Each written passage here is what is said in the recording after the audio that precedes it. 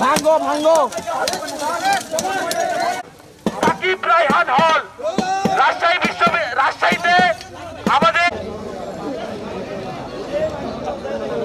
যেই পরিমাণ জায়গা আছে আর 500 টাকা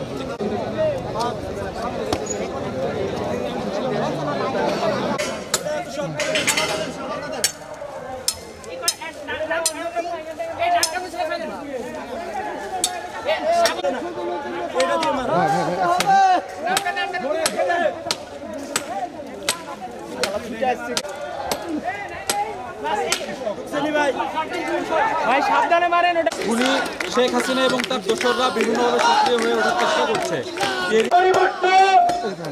আমরা আজকে এই হলের নতুন নাম ঘোষণা করব।